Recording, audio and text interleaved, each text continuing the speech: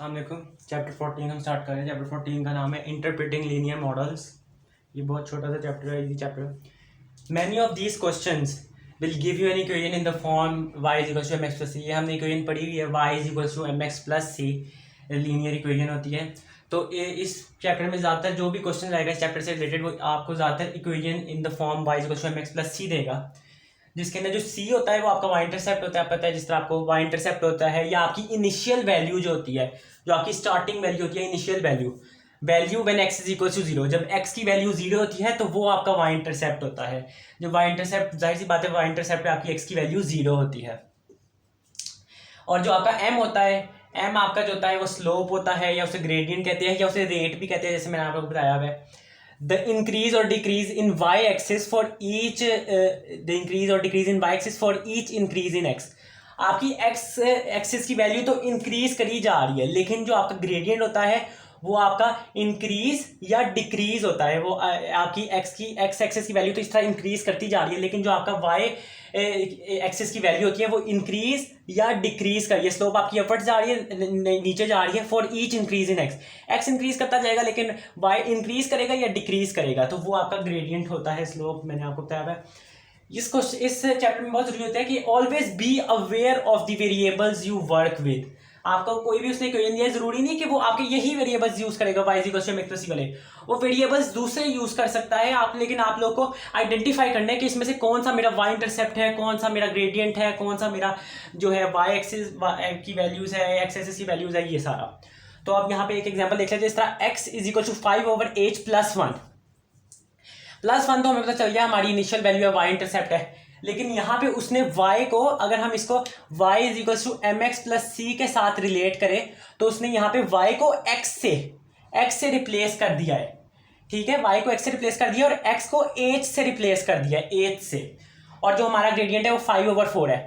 और जो आपका ग्रेडियंट होता है वो y एक्सिस की इंक्रीज या डिक्रीज वैल्यू होती है ना, तो इसलिए जो हमारा x है वो इस वक्त y है, तो इसलिए हमारा x इंक्रीजेस बाय 5/4, यानी हमारा ग्रेडियंट जो हमारा y एक्सिस है increase by 5/4 when h increases by 1। जब हमारा, जाहिर सी बात है, h हमारा x से रिप्लेस कर दिया तो x एक्सिस की वैल्यू इंक्रीज करती रहती है, h यानी h हमारा जब इंक्रीज करता जाएगा तो हमारा 5/4 x जो y से रिप्लेस किया वो x हमारा 5/4 इंक्रीज करता रहेगा जब तक जो है h इंक्रीज करता जाएगा 1 से। 1 इंक्रीज करेगा h और x इंक्रीज करेगा 5/4 जब h 1 इंक्रीज करेगा, तो ऐसे ही ये आएगी। अब हम इसकी एक एग्जांपल कर लेते हैं और ये चैप्टर खत्म हो जाएगा। अब यहाँ पे उसने हमें एक इक्वेशन दे दी है, क्वेश्चन है, तो इसकी इक्वेशन उसने हमें दी है t is equal to 35 - 3m।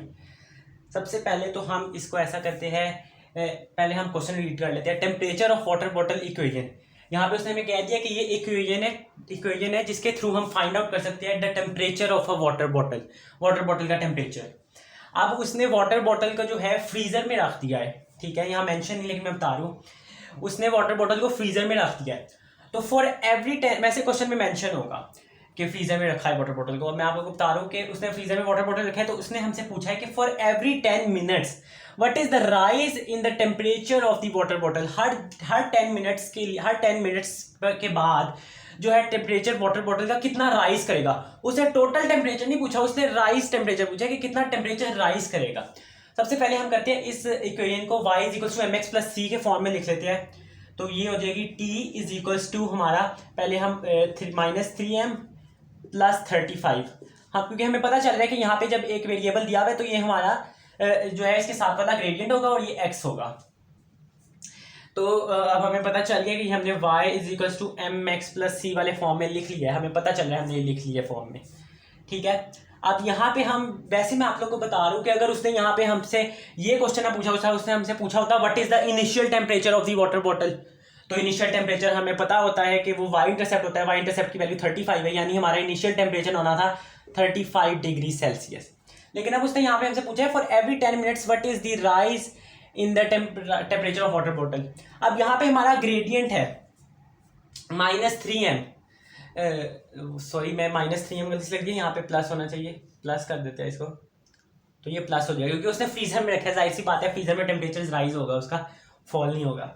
अच्छा, तो यहाँ पे उसने 3m प्लस 35 है, तो यहाँ पे हमारा आ जाएगा कि वो हमारा, हमें पता चल रहा है कि 3 जो है हमारा वो ग्रेडियंट है, हमारा राइज हो रहा है हमारा जितना भी हमारी x की वैल्यू 1 नंबर 2 नंबर जितनी भी बढ़ रही है, उसके लिए हमारा जो y की वैल्यू है वो हमारी 3 इंक्रीज कर रही है। यानी हर मिनट के लिए जो टाइम उसने हमें टाइम दे दिया, इसलिए हमें पता चल रहा है कि x एक्सिस में हमारा जो है, ये ग्राफ मैंने बना लिया, एक्स एक्सिस में हमारा टाइम होगा और ये हमारा टेम्परेचर है, वाई एक्सिस में हमारा टेम्परेचर है, जो टी है वो हमारा, यानी जितना हर मिनट के लिए, हर 1 मिनट के लिए हमारी जो वैल्यू है, जो हमारा जो है, मैंने जिस तरह बताया था कि जो ग्रेडियंट होता है वो राइज ओवर रन होता है, ग्रेडियंट हमारा राइज ओवर रन होता है, यानी ये 3/1 है। तो यानी हर मिनट के लिए, हर रन के लिए, हर 1 मिनट के लिए हमारा टेम्परेचर 3 डिग्री सेल्सियस बढ़ रहा है। हर 1 मिनट में हमारा टेम्परेचर 3 डिग्री सेल्सियस बढ़ रहा है।